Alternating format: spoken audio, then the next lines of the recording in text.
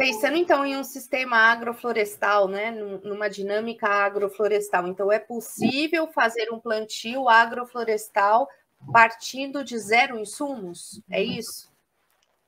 É possível, né? Só que a gente sempre fala que isso é muito polêmico, né? Porque se o nosso maior conhecimento, se o nosso maior insumo ele é o conhecimento, então a gente está usando muito insumo, né? A gente está usando muito insumo de conhecimento, né? É, assim como uma questão da água também, né? É possível fazer agrofloresta com menos água, então até com zero uso de água, né? De irrigação, né? Mas, por exemplo, quando a gente cobre o solo, isso também é uma irrigação, né? Então é possível, né, fazer agricultura, produzir muito, né, sem o uso de insumos. E a gente e não é uma coisa que a gente fala assim, ah, é possível porque a gente acha que é possível. Não, é possível porque a gente faz e vê acontecendo, né? Tem um relato muito interessante do Sidney, um agricultor da Coopera Floresta, né, que a gente trabalhou. E aí, quando eu trabalhava lá, a gente uma vez comprou pó de rocha, né? Porque a gente achava que ia ser um insumo importante para as roças, né? E na Coopera Floresta é muito morro. E aí a gente foi distribuir o pó de rocha, né? E a gente deixou na frente das casas, né, dos agricultores, a fração para cada um que dividiu, né? E aí é interessante que a gente voltou lá 2 anos depois no Sydney e o saco já estava apodrecido, né? E aí ele nem usou o pó de rocha, né? Ele nem tirou do lugar. E aí eu fui questionar, não, mas Sidney, você não quis levar o pó de rocha, não quis usar? O que foi? Você, é muito difícil subir os morros com esse pó de rocha, né? Eu prefiro plantar ingá lá em cima, prefiro plantar canela guaicá lá em cima e levar meu facãozinho que é mais leve, né?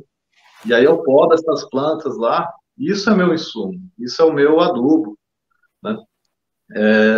Então a gente vê muito isso na prática, né? E as pesquisas mostram isso, né? Então, quando a gente faz uma agrofloresta, a gente planta uma agrofloresta, e aí a gente vê que o pH ele tá bem ácido, né? E aí quase não tem fósforo disponível. E aí, sem uso de insumo, a gente faz uma nova análise do solo 2 anos depois, e aí tem fósforo disponível, pH subiu, né? Porque a gente está trabalhando com os princípios da vida, porque a vida trabalha nesse caminho, né? Do simples para o complexo, né? Então, muita gente chega num lugar e a gente fala assim, aqui o lugar está degradado, aqui existe samambaia, aqui existe sapê, a terra está fraca, né?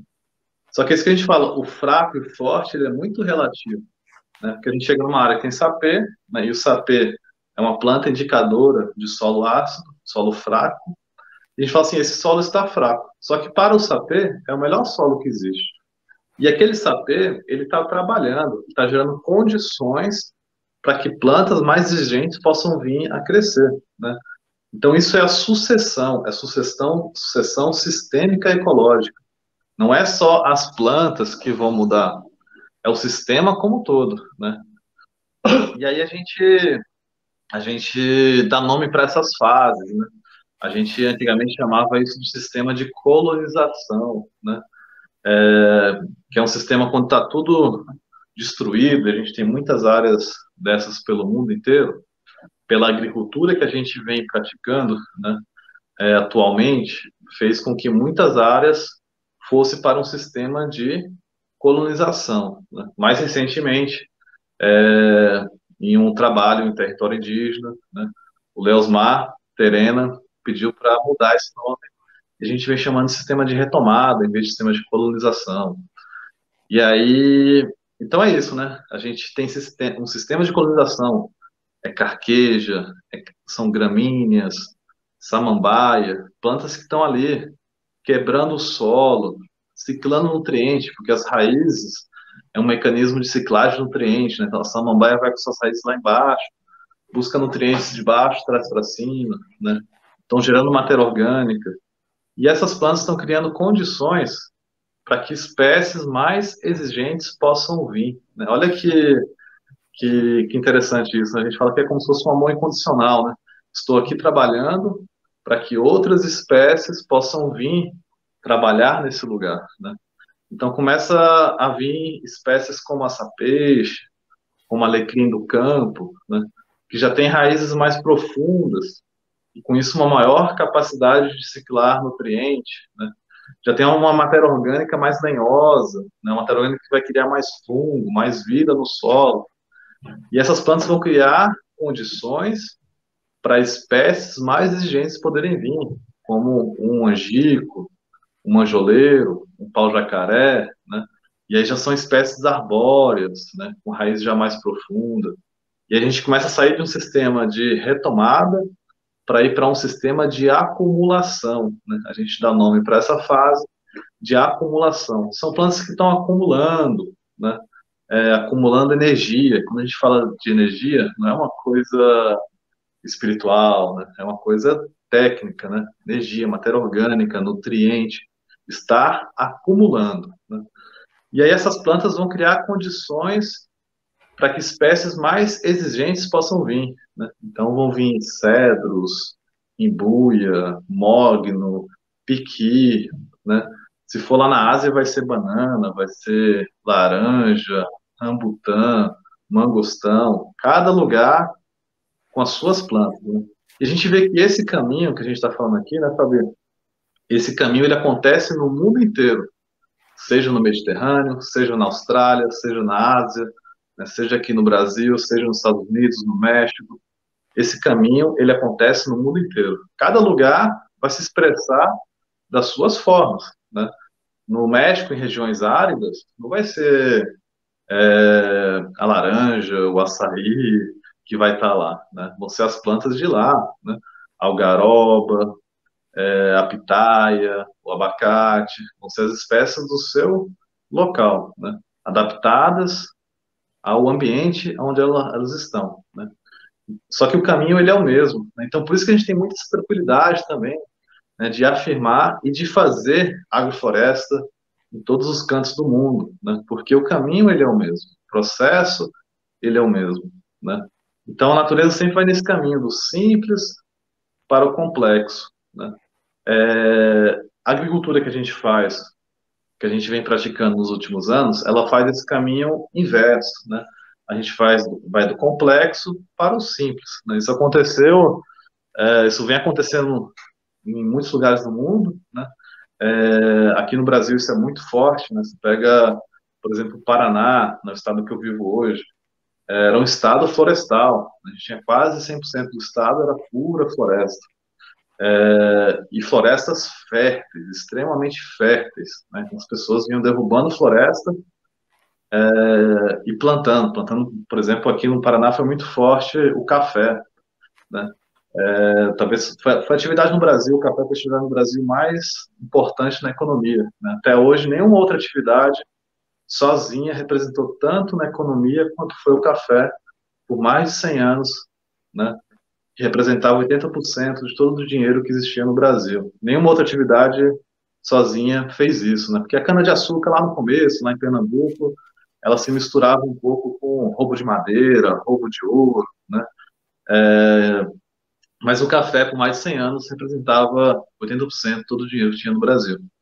E aí é muito interessante quando a gente vai estudar essa história, né? Em nenhum momento se encontra, esse momento da história, né? Em nenhum momento se encontra citação à adubação. As pessoas não adubavam o café, nem com calcário, nem com pó de rocha, nem com esterco, nem com ureia, nem com NPK, com nada, zero adubo, né? Mas como isso era possível? Como é possível produzir tanto café sem uma única gota de adubo, né?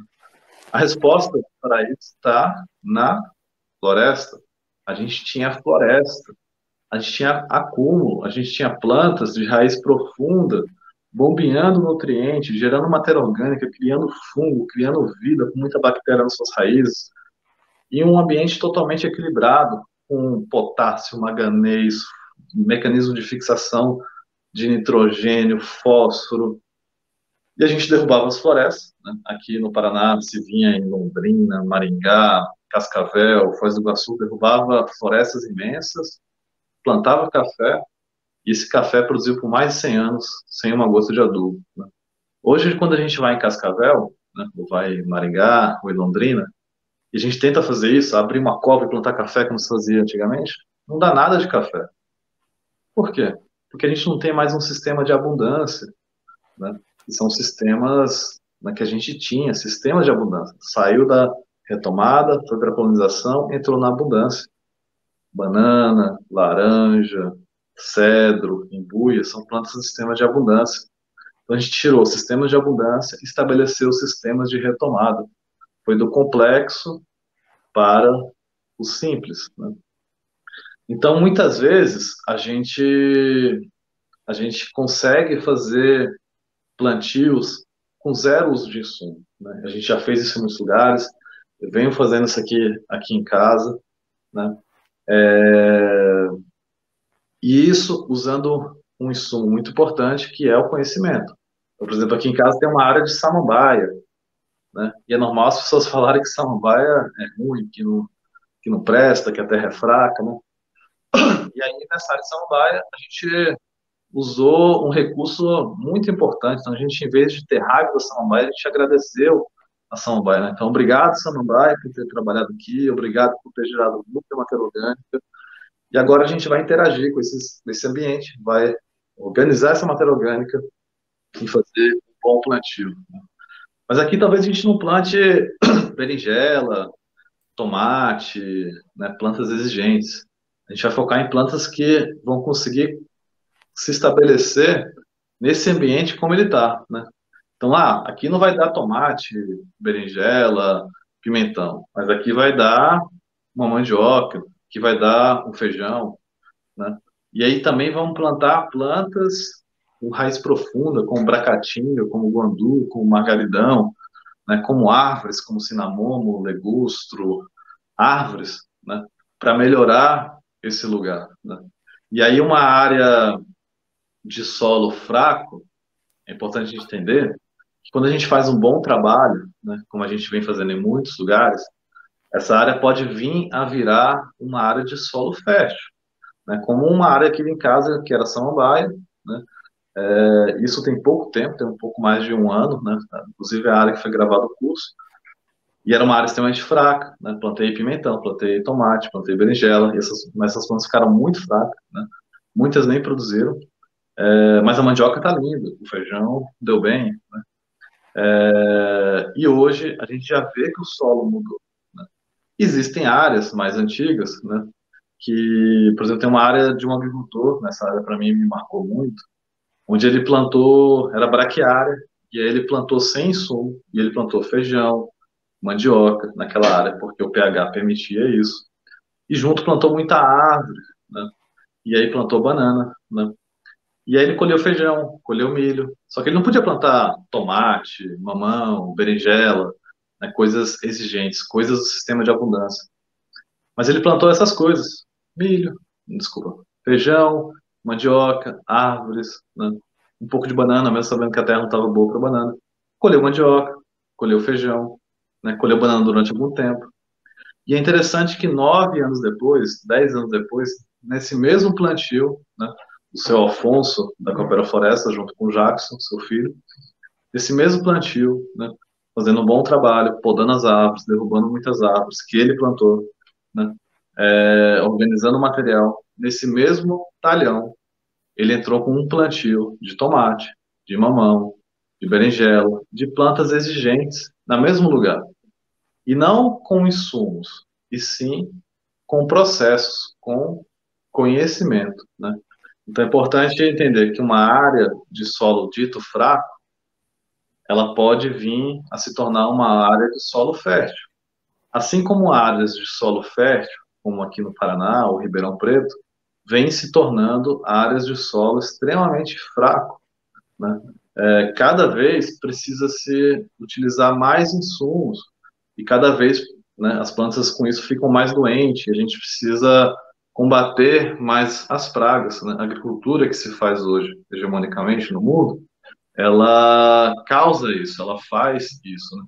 E a agrofloresta, ela caminha no caminho contrário, né? Um caminho onde a gente está produzindo muita quantidade de alimento e como resultado, né, dessa ação, que é a produção de alimentos, a gente está construindo solo, a gente está construindo fertilidade no lugar.